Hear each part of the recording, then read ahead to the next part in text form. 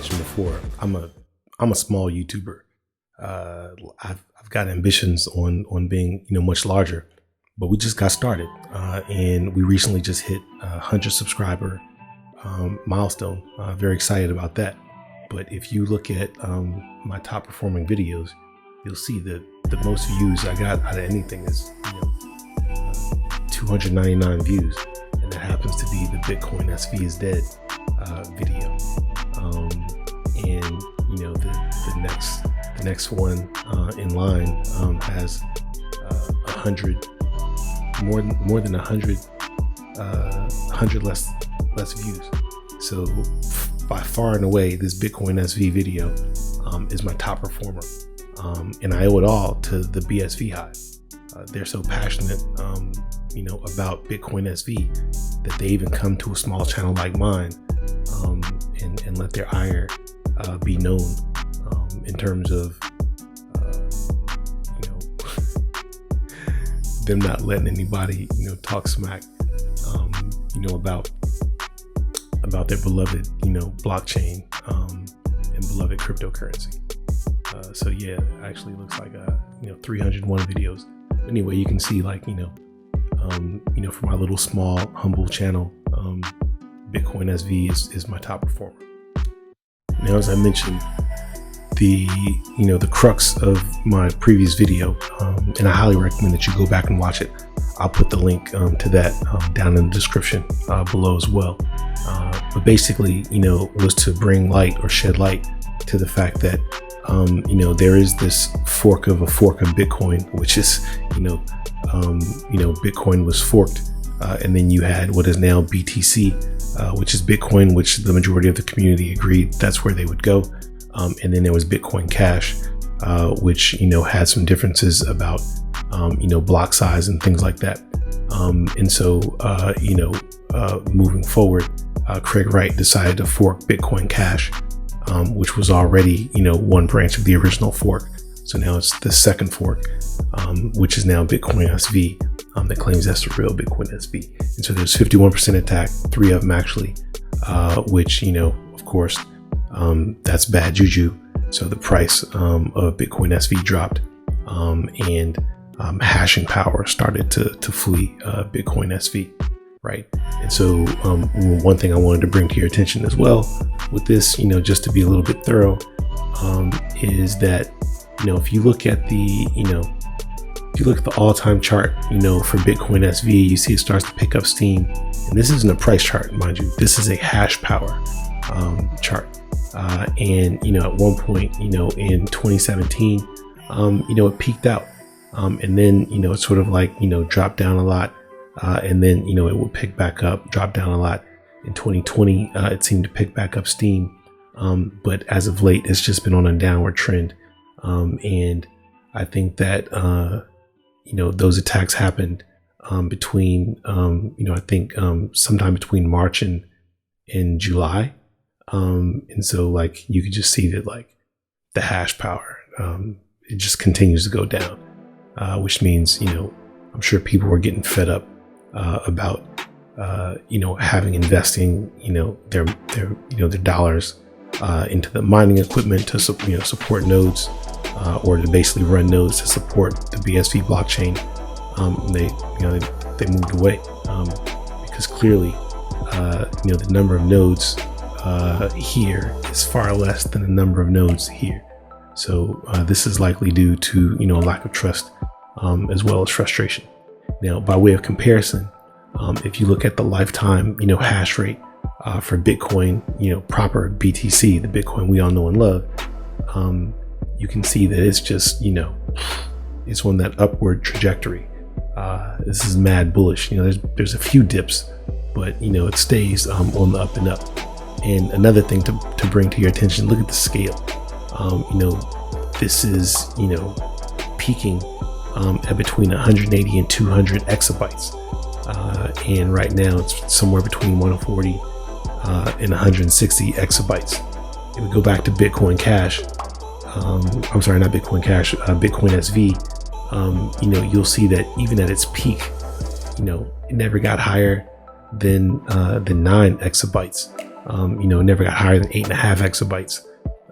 And right now is trading at less than a half exabyte, right?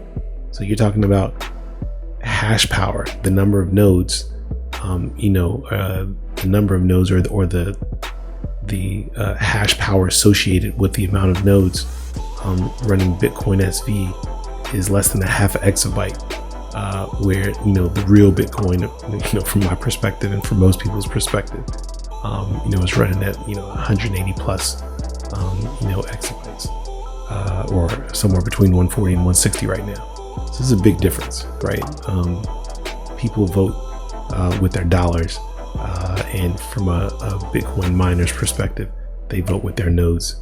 And there's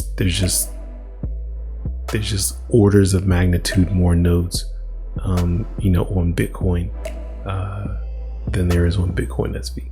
So anyway, they need to dead all that. But they're true believers. I need you to do me a favor, fam.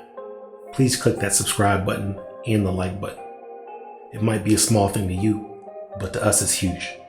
We're trying to hit this 1,000 subscriber milestone, one subscriber at a time. So YouTube will recognize us and give us access to the tools that will allow us to bring you more and even better content. Thank you for your support, fam. We really appreciate you.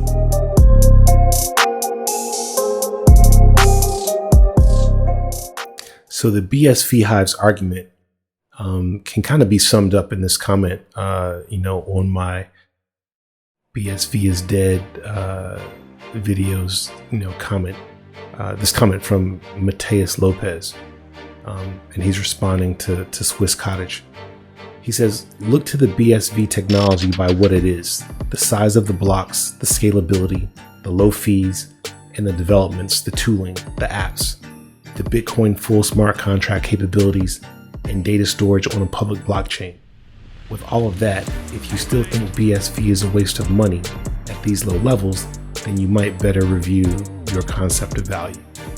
So, that's what they're saying. Like, one of the things that was holding, Bitcoin back, in the early days, and some people, still say it's it's being held back, is that, Bitcoin was only processing 7 transactions per second or something like that.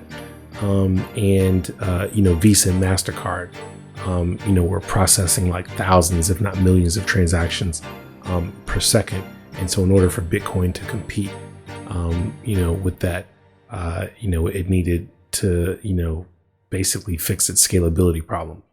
Now, from what I understand, Bitcoin SV has, made some modifications to the original Bitcoin code that help it process, more transactions per second. And that's what these guys, keep referencing. They talk about how large the blocks, are that get mined. And, the larger the block, the more transactions you can fit in that block. But then they started talking about some other things that I think are interesting. Data storage on the public blockchain, smart contract, capabilities. I'm not sure if this is Satoshi's vision, or if this is Vitalik's vision. Bitcoin was supposed to be, money. It wasn't supposed to be a world computer. It wasn't supposed to be cloud storage. It was supposed to be money. And quite honestly, in order for a money system to be fast, it needs to be really good at one thing, in my opinion. It shouldn't be trying to do all these other things, because, that would take away processing power from the one thing that we want it to be good at.